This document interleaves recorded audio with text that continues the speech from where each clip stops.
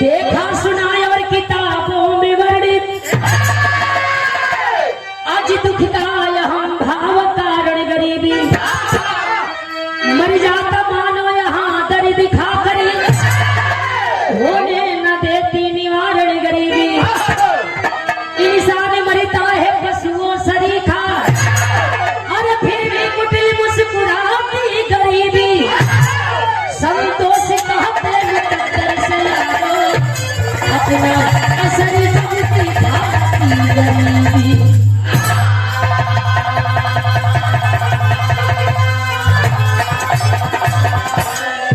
संतोष कहते मुकद्दर से यारो अपना असर जब दिखाती गरीबी दुनिया में तरह तरह का लोग हो केहू के पल्ले खूब रुपया बा केहू रुपया बदे परेशान बा केहू रुपया पर सुता था केहू रुपया कमाए बदे दर बदर का ठोकर खात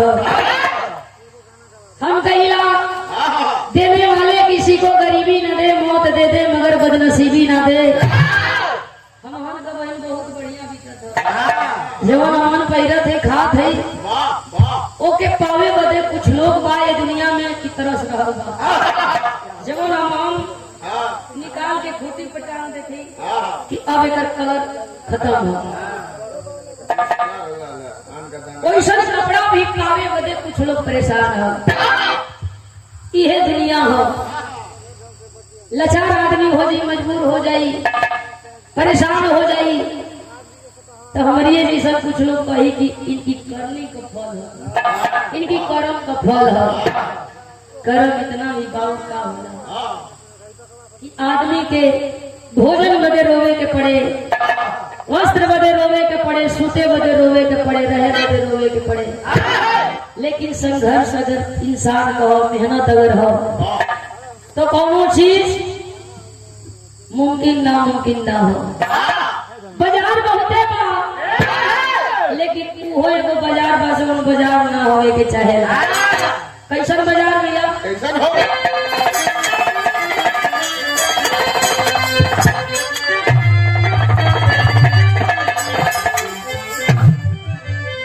आजकल आदमी को भी दाम लगत है और आदमी का तो छोड़ा ईमान भी बिक जाता है मान सम्मान भी बिक जाता है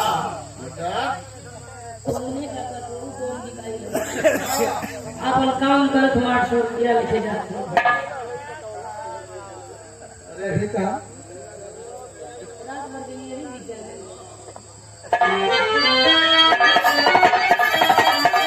कैसे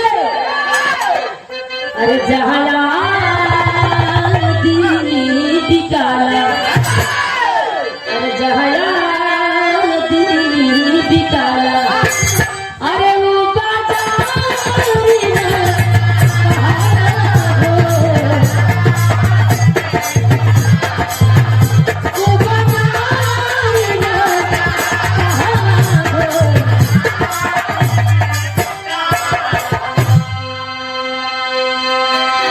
बढ़िया भाव कुछ समय तो बचत हो जाए और आपका नंबर आ जाए आप खा ले तो बाकी लोगों को भी 5-5 मिनट टाइम मिल जाए हम तो यही नहीं अपना समय हम कवर कर लेंगे कोई दिक्कत नहीं भावना को समझिए अगर गाड़ी पर ध्यान देते में कोई कमी ना ए भैया कैसे कहाँ लिखल गई बा अरे चलना संभल के अरे चलना संभल के अरे जीवन का क्या ठिकाना हो अरे जीवन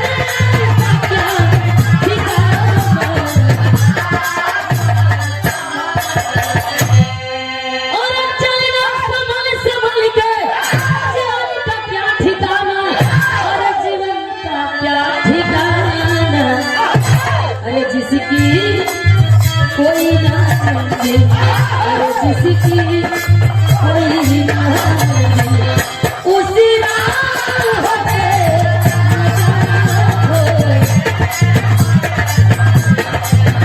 उसी राह पे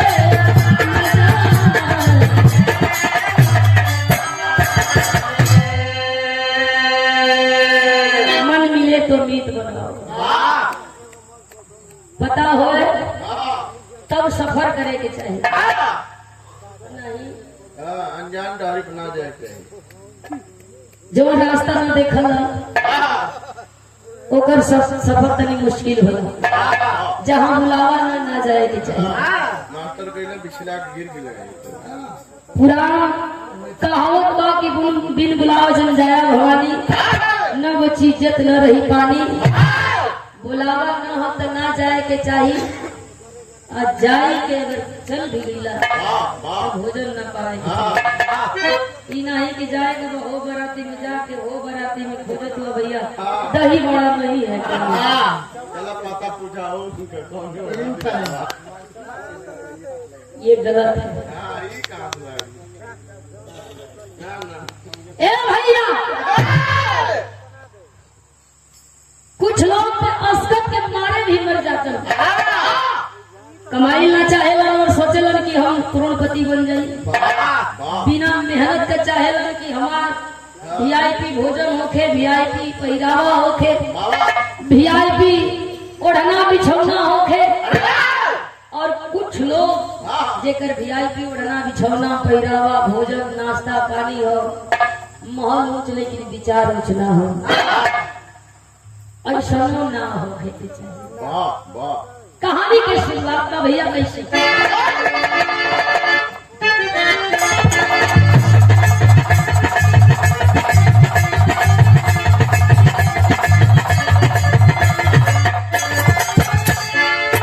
गरीब मजदूरों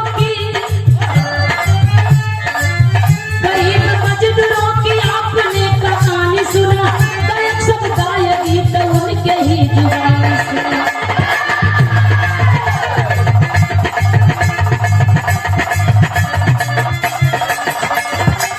सत्य घटना जिला जलवन की सुनाती हूँ, 2022 में घटी है मैं बताती हूँ।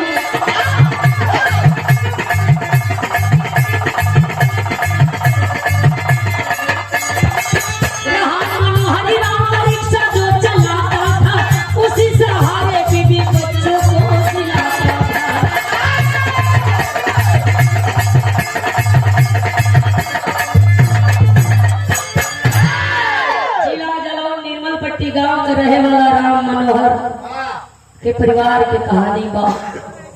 गरीबी बहुत ज्यादा है, इतना गरीबी है एक टाइम के भोजन मिले, एक टाइम असही सुते के होखे। ऐसा भी का गरीबी हुई कि आदमी अपने खाए का व्यवस्था न कर पाई, लेकिन वहां भी लोग सवाल करेला कि इनकी कर्म का सजा मिलल हो, कोनो जन्म का चूक हो, कोनो जन्म का भोगी बाकी रह जाओ ना भोगत हो। राम मनोहर रिक्शा चालक, रिक्शा चलावे, 2-4 पैसा 100, 200, 400, 500 के जीवन मेहनत मजदूरी करे, वही ले अपने परिवार के जियावे खियावे, नमक रोटी का व्यवस्था करे। एक दिन उनकर पत्नी कैलाशी अपने पति के समझावे लगल। पत्नी अगर संस्कारी और समझदार हो तो मड़ई भी कोनो स्वर्ग से कम ना हो। समझा करके कैलाशी अपने पति के बतावे, हमने का दिन कैसो तैसो बीता था, एगो बेटा जो ने बेटा का हर एक इच्छा हम मार देते, एक को सपना पूरा ना भइल, न ढंग का कपड़ा, न बढ़िया पढ़ाई, न बढ़िया भोजन, लइकवा का दोष। राम मनोहर अपने कैलाशी के समझावे, रे पगली, पुरनिया कहेला कि नारी का कई पुरुष भोगे, पुरुष का कई संतान। तो का जानी हमारे वजह से हमारी बेटा ऐसा दिन देखा था, लेकिन सुधार कई जाई, कुछ काम कई जाई, बेटा के बढ़िया स्कूल में पढ़ावल जाई। सपना सजावत हुआ मन में, कैलाशी भी समझावत पाई है करे को भैया आप जा कोनो बढ़िया काम कैला, रिक्शा चलावल बंद करा, बेटवा का बढ़िया स्कूल में नाम लिखा दिया जाए, पढ़ावल लिखावल जाए, 2 रोटी कम खाई जाए। बेटा जब पढ़ लिख ली हम आगे चल के कोनो काम धंधा पा जाए हन करे लगे हन हो सके कि हमने का गरीबी दूर हो जाए। और अक्सर गरीबी से ही जवन लड़का मेहनत करके आगे बढ़ जाता, पहलवान होलन, बलवान होलन, विद्वान होलन, धनवान होलन, और वही गरीबी खत्म हो जाती। ये माई बाबू सोचत हुआ कि एक दिन बेटा जब कुछ करे लगे हन गरीबी दूर हो जाए। रिक्शा लेके चलन हो, राम मनोहर रिक्शा चलावत हुआ और अपने पत्नी कैलाशी का बतिया सोचत हुआ, समैया के कोसत हुआ, यह कैलाशी भी अपने आप के कोस रहा भैया। गीत लगल भैया।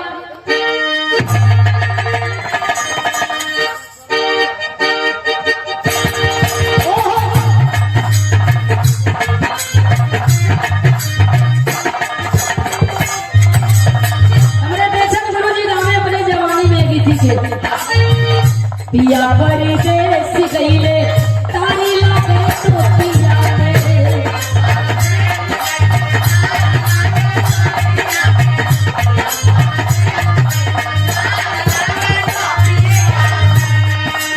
अरे 5 की बदले 50 लागे तो पियो, 5 की बदले 50 लागे तो पियो रे। पिया परदेस गईले तारी लागे तो पियो।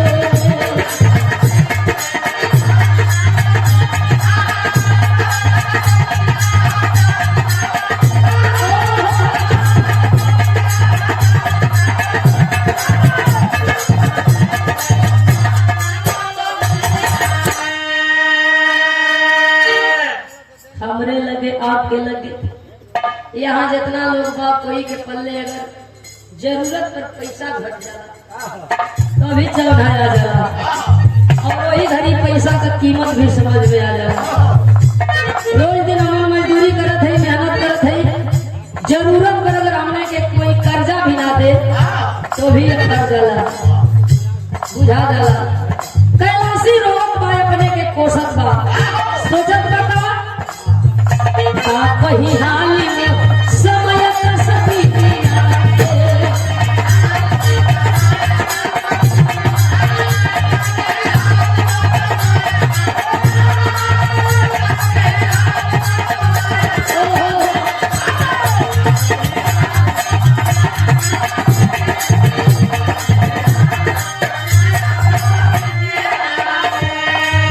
घरी पोतत रहली कैलाशी मगनिया,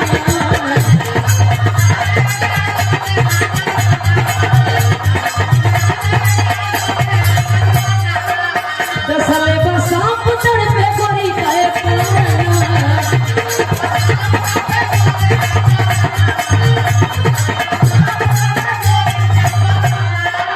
तड़पत रानी जाती बाते बारी धनी लागे, का वही हाल में समय कस दुनिया के।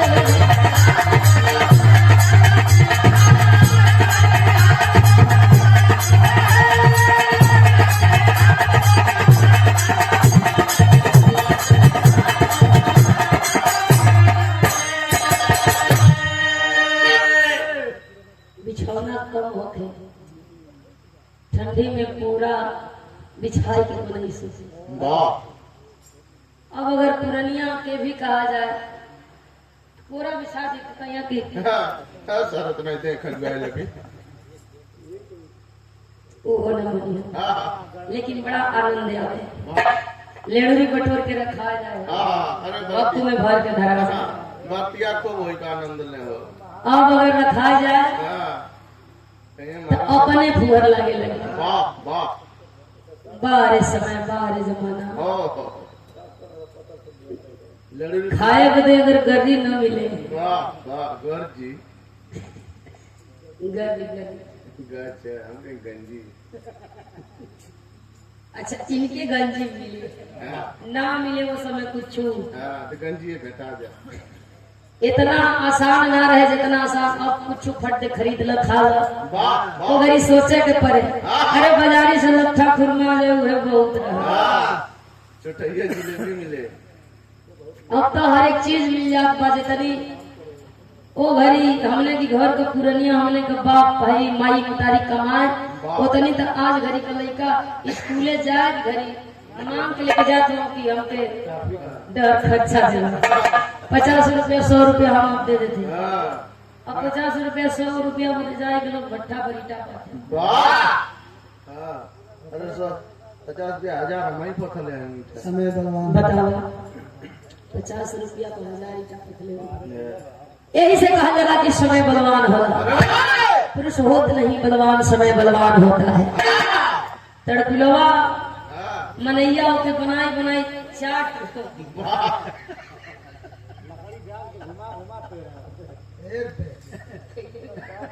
अपने हो बोलिए भाई तड़पिला आप चटले बड़ा नीक लगे अरे ये घड़ी कयाम हाँ वो करे के तरकूल वो करे बादों के काट के उनमें से बुद्धि निकाल के खाई ले हाँ वो तब बात बताओ हम खाना खाते अब अगर कहा तो लेगा घिना कहीं बैठ अरे लड़का के माई के खैया में इन्फेक्शन हो जाएगी खैया कटिए मुड़स पर घूम घूम भटकैया खोजा है गलत के अब कहवा तो लड़का के ना ही समय बदल गए सब कुछ मिले लगल भरपेट भोजन कपड़ा सोते का व्यवस्था रहे का व्यवस्था अरे बाप रे बाप जिंदगी ऐशो आराम को हो गई हाँ, आदमी चिंटुआ चावल खाता तब वो गैस बनत है कैलाशी रोए अपने के कोसे घर का सफाई लिपाई पोताई करत ही ओहो में बड़ा आनंद आवे वाह वाह माटी के घर होके होके लिपाई में बड़ी अरे बहुत आप खुशबू आवे माटी का घर छोटा का रस हो भैया बरोबर बड़ी निमन खुशबू आवे वाह और केहू केहू के बाउर भी लगे आज सबके बाउर लगता कल देखो तो कहीं भी जाने तो हो ना कि तू रूम बनवा दे जिंदगी भरी ले हम करी करे के पड़ता कुछ ना तो गर्रा माटी में जोड़ा कटवर में धरावा लेके धरावे कैलाशी घर का लिपाई पोताई सफाई करत वाले की लोग के का बतावा कि एक तो विपद का मारल गरीबी हमें सतावत हो और काल भर के साथ घर में बैठल घर का सफाई लिपाई पोताई करत गई कुछ लकड़ी लवना हटावल चाहत बा और बैठा सांप कैलाशी के उंगली में डंक मरल कैलाशी के उंगली में काट लेहलस रो रहा गया कैलाशी लेकिन अपने बेटवा राजेश के नहीं बतावल चाहत बा बर्दाश्त न हो सर भारी होखे लगल शरीर नीला पड़े लगल गोताए लगल जाके खटिया पर सुतल है आंख से आंसू चलत हो सोच रहा बा कि हम बचब या मर जाई हमार बेटा जेके कोई ना पूछी रहली देखभाल गईली हमार बेटवा कोने किनारे लगी हम कोना दाढ़ी लगी हम बुलाई के अपने बेटा के समझावत बा रोवत भी बा कि पता न कल का सूरज देख पाई कि न देख पाई वही राजेश के बुलाई के समझावे बेटा अपने बाबू की कोनो बात का जवाब मत दिया नमक रोटी जो दिया खा लिया कबो बाबू से इतराज मत करिया कबो बाबू के मत सतैया जैसे रखिए वैसे रहिया अरे वाह हमार कोनो भरोसा ठिकाना नहीं राजेश रोवे लगल का भल भाई ऐसा काहे बात करत हो का भाई तू रोवत करे हो कैलाशी रो रो करके अपने बेटा से बतावत बा एक बात कहत बा गीत के भाव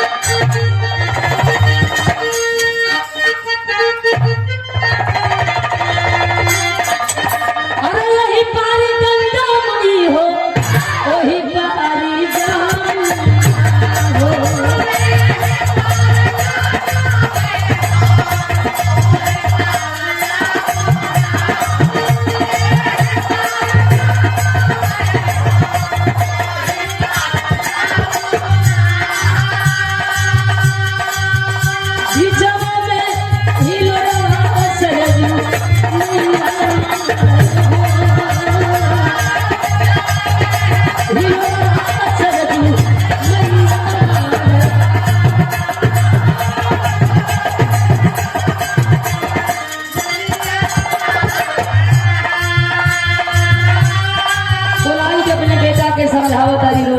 यही के गरीबी का जला होला हमरा दुख में भी कोई हमरा दुआरी ना आई कोई हमके पूछे ना आई ये गरीबी हो कोई हमके दवाई के भी ना ले जा सकता यही के गरीबी कहल जला कोई हमके झाड़ फूक करावे भी ना लेके जा सकता लोगन का पैसा लग जाई हम दे ना पाई।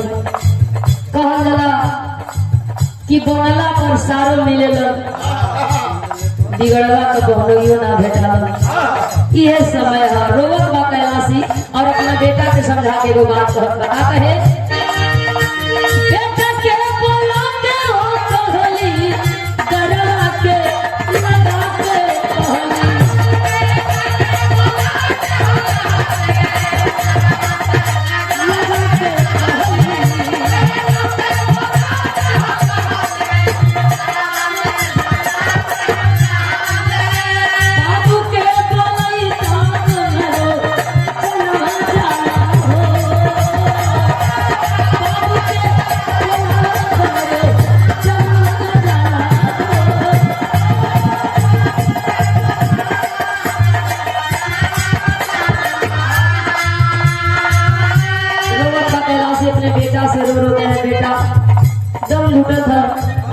चक्कर ले रहा लगा था कि अब हम नहीं बचब, कल का दिन ना देखा।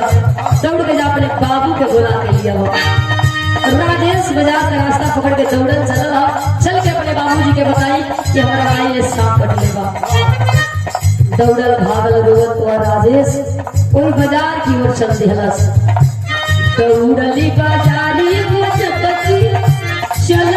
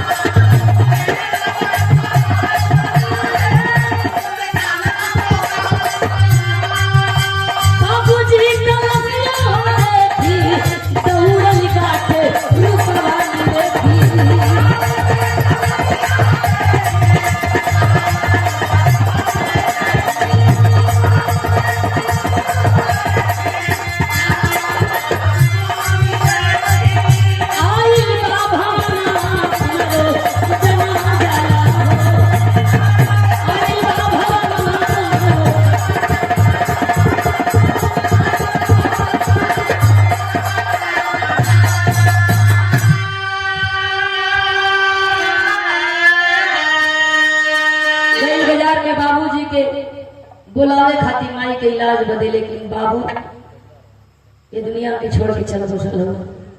हार्ट का मरीज हुआ राम मनोहर गैलन बाजार में रिक्शा चलावे, लेकिन कैलाशी का बतिया उनके दिमाग में बार बार घूम रहा था।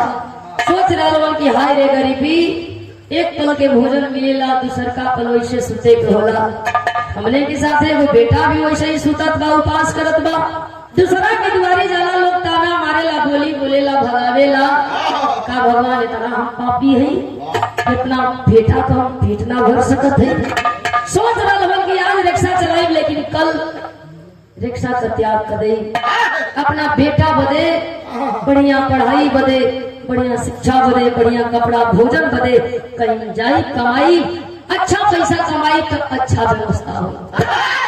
सोचत हूँ तरह तरह के बात, लेकिन उन्हें क्या पता आज हमरो मौत फिक्स बा। हाँ का मरीज राम मनोहर रिक्शा चलाई के एक मित्र है उनका, पान वाला बड़ा लगाव, हमें 2 चक्कर घूम के तो वहीं बैठे, कुछ बात विचार होके, हाल चाल करे, आपन बात बतावे, परेशानी दुख बतावे। लेकिन वही दिन इतना टेंशन था क्यों करे, दुकान पर भी ना गई। राजेश रोज पहुंचल, भीड़ लगल है। पान वाले भी बगल में खड़ा पकड़ के पूछने लगला, बाबू आपके हुआ? इन्हें चिन्हत हुआ, कला हमार बाबू हो। पूछे लगला पान वाले राजेश से कि घरे कुछ झगड़ा भई, तो माई कुछ कली, गाँव वाले कुछ कलम, आज बड़ा टेंशन में तुम्हार बाबू रहल, रोज तैसन रहल। रोवे लगल राजेश, कैसन टेंशन, कैसन झगड़ा, के बोली? हमार माई तो खुदे नहीं के बात करा। माइया के इलाज बदे बाबू के बुलावे अली, लेकिन बाबू भी हमसे बात नहीं करत हो। लोग समझावल चाहत वाले कि राजेश समझे तो तैयार नहीं हो, जगावत हो। बाबू उठा, घरे चला माई के लेके चले के दवाई करावे के इलाज करावे के माई के सांप कटले बा माई तो बतौला हम कि भेजला बुलावे खाती चला उठा। जब राम मनोहर राजेश से इतना ही बात कैलन राजेश के ये लगत बा कि हमार बाबू भी हमसे नाराज हो लगत हो कि हमारा बदे हमारा माई बदे रोज काम करेला गुस्सा आवन होना से बात निकल कई चाह छोड़ के राजेश घर का रास्ता पकड़लन भागल दौड़ल अइलन कि चली माई से बता दे कि जेके बोलावे खातिर भेजलू उ तोहरे ले पहले दुनिया छोड़ देलस। आई करके राजेश वही माई के सिरहाने बैठ के माई से सारी बात बतावे रोवे लेकिन माईओ कहां सुनत बा। माई भी अपने बेटा की बात नहीं सुन रहा बड़ी रो रो सारी बात राजेश बतावत हुआ। 1-1.5 घंटा बाद राम मनोहर का लाश वही रिक्शा पर लोग लाद के राम मनोहर के दुआरी पर आ गई। उठाई के नजर देखला राजेश बाबूजी का लाश रिक्शा पर हो और खटिया पर माई सुतल ही न बोलत ही न पैर हिलावत ही न सांस चलत हो। सोचत है कि का हमार माई बाबू दोनों जानी दुनिया छोड़ देलन। माई बाबू दोनों जानी का प्यार ममता मेरे सर से उठ गई। यह सोच के राजेश रोवत मारो के वो बात कर बता रहे।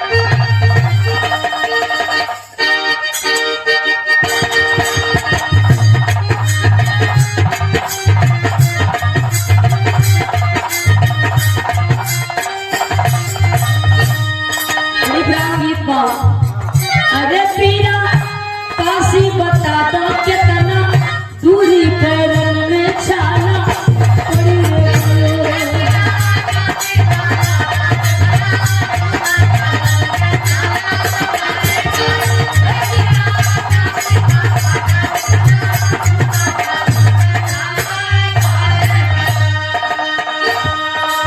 देखा था राजेश अंदर उठा के बाबूजी के लोग लेके आवा था और माई के तरफ ताक के कहेगा और लोगरा लेके बाबूजी को नासी करे जा तू माई के बिना।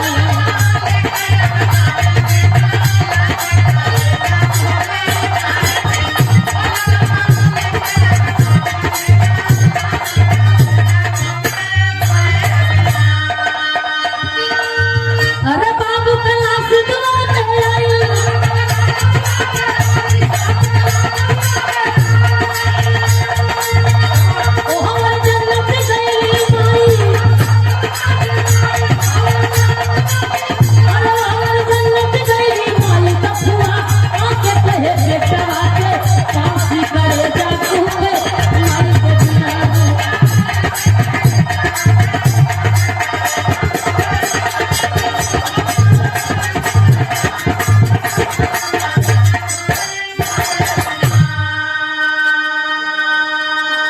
इतना तो सब बटुरा गइलन दुआर पर 2-4-10 लोग आवे और गांव के लोग आवे आकर के देखन देख के फिर जाए केहू भगवान के कोसे और केहू समय के दोस्ते केहू ये कहे कि भगवान के ऐसा ना करे के चाहिए और केहू ये कहे कि राजेश के साथ ठीक ना भई। राम मनोहर का अंतिम दाह कैला के बाद अब कैलाशी के उपचार में लोग लगल हो 2-4 दिन 10 दिन देख लिया जाओ झाड़ फूक वाले हम हो सके कि कैलाशी बच जाए राजेश का सहारा बन जाए। दुआरे पर कैलाशी के सुतावल गई बा दूर दूर से जेके जहाँ से खबर मिले लोग आवे झारे खाती लेकिन जेकर बड़ा नसीब होला उहे फिर अपने परिवार के देख पावेला चाहे 10 दिन रखा चाहे 1 हफ्ता चाहे 15 दिन चाहे 20 दिन झाड़ फूक भइल दूर दूर तक खबर गई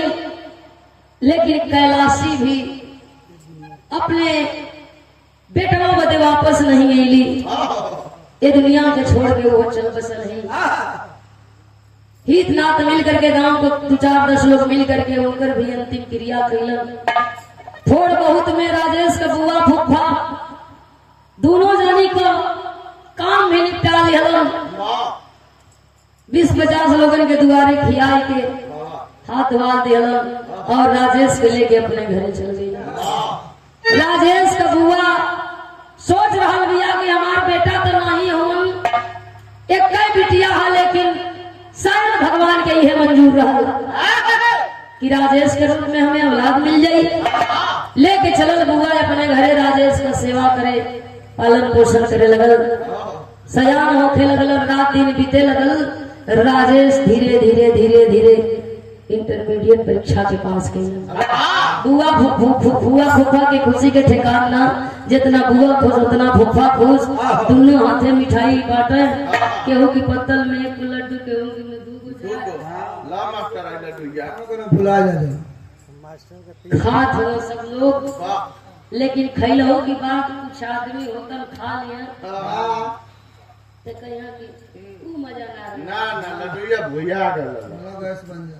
अब मम्मा कौन मजा जो है वही में मनई कुछ खाए तो पूछे कैसन मिठाई हो। आते राजेश पास बोल मनैया खा ले, बदवा में कहे कि हाँ तो हाँ। यही के कहल जाला कि आन की धन पकड़वा लड़का के हुआ का मिठाई बटो तो मारे के कौन घमंड हो गई। लड़का तो पैदा कैलो ना, मार भौजाई का लड़का लिया के वही पर उतराई। ऊ पास वाली मिठाई बांटत तनो सो, और वही में कुछ लोग ही कहता कि अब ही रिश्ता कायम हो, अब ही रिश्ता जिंदा हो, अब ही प्रेम जिंदा हो। बुआ फूफा हो, लेकिन पढ़ा लिखा के देखो पास भी करो, मिठाई भी बांटत। अब राजेश का बुआ फूफा सपना सजावे कि राजेश को नौकरी कर ली, ये करी सहारे हमनों के बुढ़ौती का पार लग जाए। तेरी के भाव बा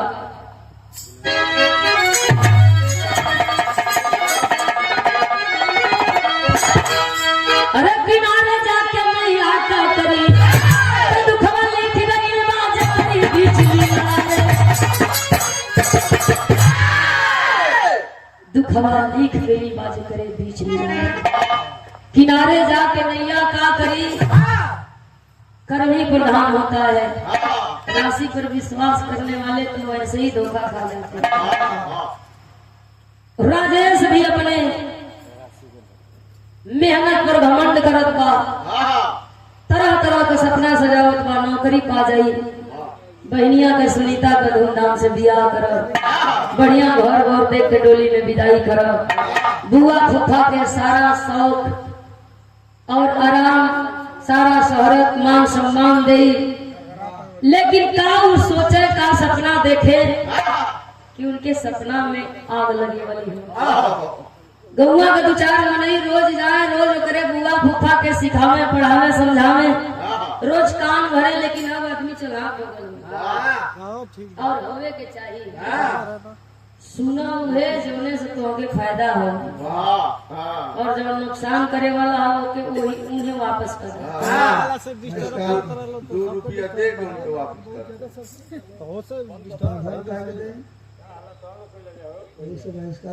पैसा आ गई का के और चुप खड़ा होकर सुना। कल तुम्हें इतना गरीबी कुछ बुझा फर्क ना पड़ना। कल गरीबला 100 गाड़ी देला हो के हम ले ली ना सब तो एक वापस कर गई। कौनो सामान अगर आदमी दे तो भैया आइला, अगर हम के ना लेती तो तू हरी लगवे ना।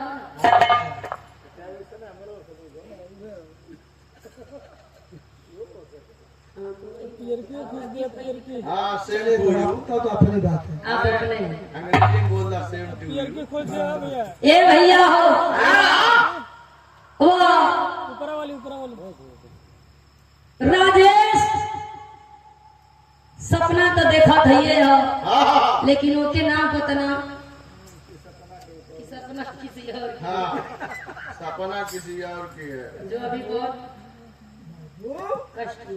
हाँ, बहुत कष्टदायक रहा। वो तो खुशी खुशी रात दिन बितावत हुन, पढ़े लिखले से उनके फुर्सत ना कि गांव में घूमे इनकर उनकर बात सुने, लेकिन बुआ फूफा के थोड़ा बहुत फुर्सत मिल जाए, जाए बैठे उठे तो 2-4-10 गो बात उड़त आवे। और तब अक्सर आवेला जब आदमी सोच लेला कि इनके बिगाड़ देवे के। जैसे भैया कहला जब कोई के बिगाड़े के तो पहले वो पियक्कड़ बने, पहले अपन खर्चा करा। 1 महीना लाख से अपन पैसा लगाए के उनको पियावा। 2 दिन दूसरा दिन खरीद ले खुद है। आप कितना दिन में सीखे? 3 दिन कहेंगे चला चलना भुजा ले हम खुद उसको बता देंगे बाद में। ए भैया बुआ फूफा बैठा 2-4 गो बात जरूर सुने के मिल जाए। अब सयान हो गई लोग क्यों करे घरे नहीं भेज देता। सयान हो गई कहीं कमाए ना भेज देता। गांव में घूमत है इनके उनके घरे जाके बैठा था। सबको बहन बेटी सयाने हैं। जुग जमाना जरूरत है। फलानी कल वो रहन देत रहली, चिलानी कल कहत रहली कि बिहान आई तो बावरे है। ओके समझौता लोग ना कुछ दिन तो यही में चल। अभी सुने इहो बात है, जब सुने लगवा तो मनई और अब वही पहले ही दिन डांट देगा खबरदार बुजुर्ग जे हो तो फिर तो के देखी तो कहलो चाहिए तो ना करी। ना दे डांट दे। अब गौवा के 2-4 मेहरारू और आना दे कि हाउ कहली हाउ कहली हाउ कहली। अब वो कहे लगली कि कोनो छोट मोट बात होखे, झगड़ा होखे, लड़ाई होखे तो वही लोग घटों से रखले बड़ी तो के तो बुझात नहीं खे। लेकिन कहियो तू हो माराई के हो मारेगी। दुनिया देखती है। तोरे में खाता तोरे में छेद करता तो के लौकत नहीं खे, बुझात नहीं खे। राजेश की बुआ के बात समझ में नहीं आवे। अरे बाप मार करे तो भौजी गाड़ी से खूब दे लू। राजेश की बुआ फूफा के शिकायत आवत है। और एक दिन राजेश की बुआ फूफा के शंका के कीड़ा भी बड़े शुरू हो गए। अरे वाह अब वो दूसरे के बात सुन के अपन घर देखा कैसे बिगाड़त हो। अब राजेश के रोज 2-4 बात उल्टे सुनावे, बिना गुस्सा तो गुस्सा करे। जहाँ गलती ना रहे वहू जाई कुल गर्म हो जाए। जहाँ होकर कोनो दोष ना रहे वहू जाई झनक झनक बतियावे कुल। खात हो घूमत हो लाज नहीं खे। एकर बाप माई मर गई हमने की सर के बोझ में। अब बुआ फूफा भी ताना मारे लगला कि ई घर में छोड़ दे। राजेश रोवे पतिया के सुन के पूछल जाए कि हमार गलती का। साफ बुआ फूफा भी नहीं बतावे कि गौवा में हमने का बदनामी हो तो गांव के लोग बतियावत हो कि सुनीतवा से तो रिश्ता खराब हो। ए भैया हो एक दिन राजेशवा का जो फूफा मन में पाप सवार हुई और बिना कुछ सोचे वह सोच लिया कि ये मैंने जइबे ना करी। कतनो एके बोलत है डांटत ही गरियावत ही ओकर एकर लाजे नहीं थे। एकर मतलब की बतिया सही है, गुंगा वाले झूठ ना कहत हो तबे तो ही ना जात बा। बढ़िया से जाई अच्छा से जाई काहे न जाई। राजेश के बुआ कल का करवा कल की बस एक ही उपाय है के हटावे को। तब इज्जत बची नहीं, इज्जत बची ना न रही बांस में बाजी बांसुरी। इनका भी यहाँ काम खत्म कर दे। अब वो कहत बा कि तू कुछ मत कर। ई काम हम ही कर देते। आज राती खाए करे खाना में जहर डाल देते। ये करके पूछे वाला हम का इज्जत मान सम्मान बच जाई। जवना के 2 रुपये उठल तुम्हारा था, जवना के से पोस के सयान जवान कैली जब हमने के इज्जत लेवे लगल। दोनों गुस्सा में लाल आधर हो। राजेश का फूफा कलन की ना ए मने बात ना बनी। जहर देखो खाई न खाई लेकिन हम बढ़िया उपाय सोचले हैं। गैलन चौराहे पर अपना बर्दाश्त कैला से वो भर दारू पियलन। जितना उनका लिमिट में क्षमता बा ओसे वो भर दारू पियलन। घरे अइला ढह ढिमला और बिना बेजान के राजेश के खरी खोटी सुनौला। राजेश रिसियाई के घरवा से चल गई। दोस्तन की हम अपन जाके सोचत बा कि 2-4 घंटा घरे बिताई फूफा सुत जइया फिर आई खाई सुतत। 12 जब बजल हो जब एकरे फूफा का नशा टूटल हो थोड़ा बहुत तई सोचत था कि हम तो के मारे का प्लान कैले रहले। 12 बज गए उठौले हुए छाती काटे वाली गड़ास और बिना कुछ सोचे बिचारे चल देला राजेश के मारे हो गया। खोल के दरवाजा चुपके घर में गई और जा करके अपने जाने में बोटी बोटी राजेश के कटलस जाई के घर में सुतल और एक ही मन में सोच रहा हुआ बात के भोर का बेला और बोरा में कस के ले जाए के कहीं जंगल झाड़ी में ताल तलैया में फेंक दे के कर खोजे पीछे वाला बाकी पीछे खोजी लोग पूछिए कही दे कि न जाने कहाँ भाग पर आ गई कहाँ चली गई। इतना शांत इतना घमंड जब काल सवार हो जाला जब काल कपार पर चढ़ेला तो घरी कुछ बुझाला के आपन के पराया काल कांड करा के ही मानेगा सुतल हो और जब 4 बजल हो 4 बजे भोर में राजेश जब आइल हो तो जाके वही बुआ फूफा के जगावत हो रो रो बतावत हो यही के कहल जाला जाके राखो साइया मार सके ना बाल न बाका कर सके जो जग बैरी मारे वाला से बचावे वाला का हाथ बड़ा लंबा होना। इस उतल आराम से कि 4 बजे ले चल के लाश ठिकाने लगाई और 4 बजे ही राजेश जाके बुआ फूफा की केवाड़ी पीट के जगावत हो। एक बात का तो अलग भाव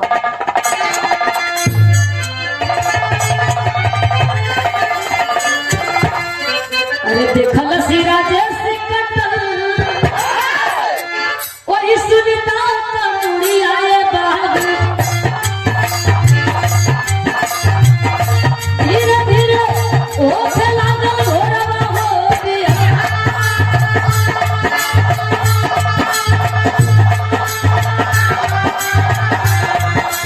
वालौरी फूफा भेजा गाल लाल से सारा जगदा उन्होंने लगाए और को हिंदू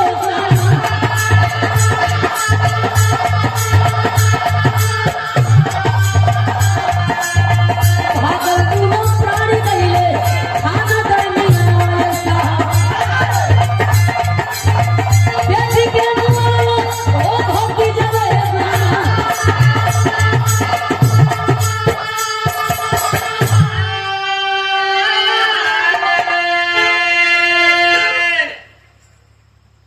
राजेश का दोस्त भगवान बन गए उ तो गईल बस एक हाथी की जब सूत जाइए तैयारी लेकिन उ कुल न जावे दिया आज राजेश को हम एंजॉय कर जाए पार्टी कर जाए और दोस्तन के प्यार में लालच में राजेश वही रुक गए और अपन आराम से खा पी करके वहरे बितौल रात 4 बजल तो सोचत हो कि सुनीता जग जाई हमें जो ही ट्यूशन करे के हो इंतजार कर भाग के घर में जब आल हो तो जाके पहले केवाड़ी खोल के सुनीता के जगावल चाहते 4 बज गए उठा सुनीता तैयारी करा ना बोलत बा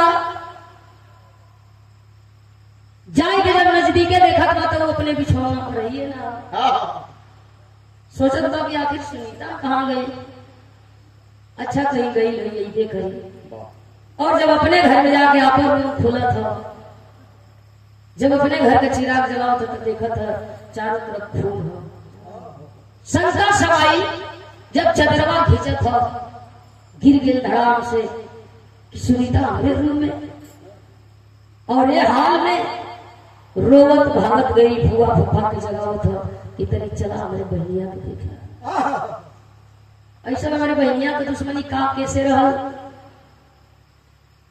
ऐसा पापी के आज हमारे बहन का हत्या कर देलस ये कौन मर्द का पहचान तक हो सकेला सुनीता कौन दोष कैले रहल पाप कैले रहल रोवन बा राजेश बुआ फूफा के जगावत केवाड़ी पीटत ही जब जगलो दोनों जब राजेश के द्वारी पर देखला हो तो इन्हां के समझ में आ गई कि गलती हो गई हमने से कि राजेश की जगह सुनीता का जान मार लेली एकरे पहले कि हम फसल जा चल के राजेश के फंसावल भागल दोनों गइला थाना पर दरोगा जी के आगे रोवे और रो के दरोगा से कहे साहब हमने का भतीजा हमने के दुश्मन हो गई ओकरे पर तरस खैली लेके अइली ओकर माई बाप मर गइला सयान गइली पढ़ौली लिखौली साहब ओकर नजर नियत गलत हो गई बिटिया के साथे जबरी कइला, बिटिया राजी न भइल, जान ले है। अइला दरोगा जी बेकसूर राजेश के पकड़ के लिया के थाने में बंद करके लगल मारे पूछे, लेकिन राजेश रोवे सफाई में ये कहे कि हम अपने बहनिया का हत्यारा ना है। दरोगा जी छानबीन जारी कैलन, 4 महीना 6 महीना, और राजेश जेल में हर था ही जानल चाहत बा कि असली मुजरिम के हो, हमरे बहनिया के आखिर के मारल। और तब तक एक दिन दरोगा जी जाके राजेश के आगे हाथ जोड़ के खड़ा भइल, हमें क्षमा करा, हमें माफ करा। राजेश कलक का है, कलन की हम खुद दोषी है।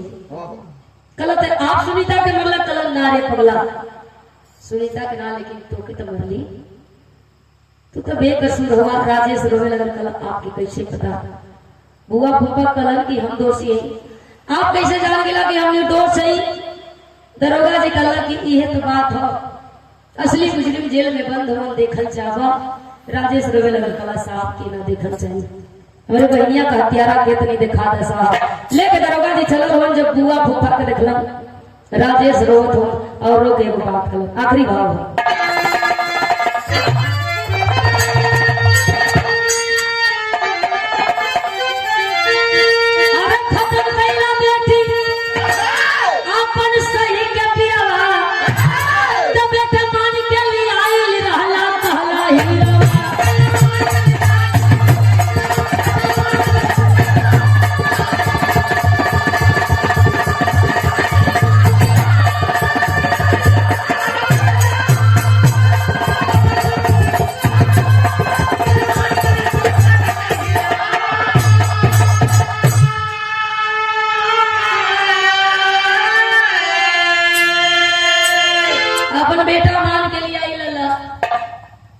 विश्वास ना रहल, इतना विश्वास कम हो गई, इतना विश्वास कमजोर हो गई। रोवत हमन बुआ फूफा की हम दूसरे के बहकावा में आके अपने बिटिया का जान ली है, लेकिन मारे तो हम तो है गई।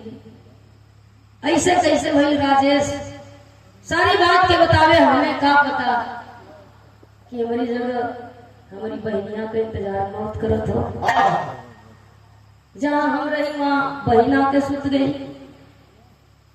शायद हम ये दिन देखे के रहल, तू लोग तो हमारे माथे कलंक का टीका लगाई देला, कहीं मुंह दिखावे लोग लाई नहीं छोड़ला, पाक रिश्ता नापाक तू लोग अपने जुबान से कर देला, जो ने पहन के अपने जान से भी ज्यादा मनली, तू लोगों के अपने माई बाप से ज्यादा प्यार दुलार दिली, सारा सपना और अरमान पर तू लोग पानी फेर देला। मोह माया त्याग दिया, का रिश्ता, का भाई, का पटीदार, का बुआ, का फूफा, रोवत बाकी माई बाबू यह दिन दिखावे बदे छोड़ के मर गई। भगवान के कोसे मालिक, आप दुनिया का दाता हुआ, आपके सब पता हो, अधम शरीर से प्राण निकाल देता। माई बाप के बिना ये जिंदगी बेकार व्यर्थ हो, आपन आपने होला। बुआ फूफा से भी मोह माया तोड़ करके घर द्वार त्याग करके वह राजेश बैरागी हो गई। घूमे लगल और घूम घूम करके भजन गावे लगल और भजन गा करके भोजन करे लगल। सोच रहा था कि कैसो दिन रात बीत जाए, लेकिन रिश्ता एकदम बेकार और व्यर्थ हो। कैसे